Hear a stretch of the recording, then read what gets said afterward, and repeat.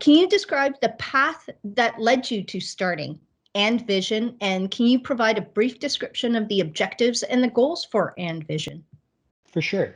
So when we were in the heart of the pandemic, actually, one of our high school friends reached out to us, and he was telling us a little bit about how his sister is currently going through university applications.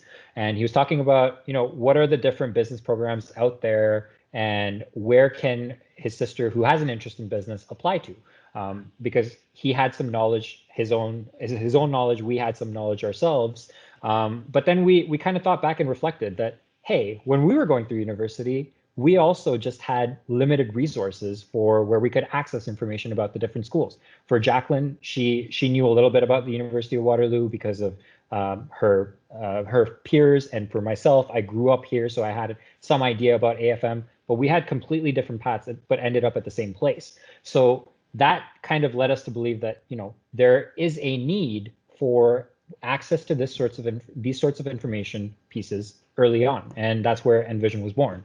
Really simply put, what our goal is to provide unbiased and timely information to students who are aspiring to be in business programs. Now, that has been sort of validated at the start with a dashboard that we created that provides information on all of the different business programs that are currently in Ontario at universities. So we created what we call the vision board, which has actually gotten some great reception. A lot of students have given us feedback and said, we actually had no idea that the University of Waterloo had computer science and business. And this is a great opportunity. Like, these are two interests that I've had. And we've actually also launched a blog series called the Vision Blog, where we are creating posts that are relevant to the university application process. It's not just for university applications, but it's also what goes on afterwards. Funding university, what are some of the ways to get involved, and what are some of the other higher level opportunities out there as well? We did talk to so many different high school students who actually used our platforms,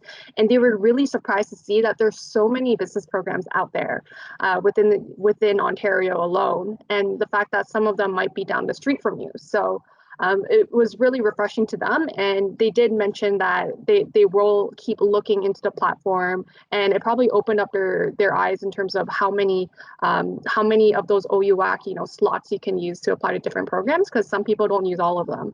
So it's really allowing them to apply to more things and more programs. But what I want to emphasize is that admissions alone isn't the only reason why we exist.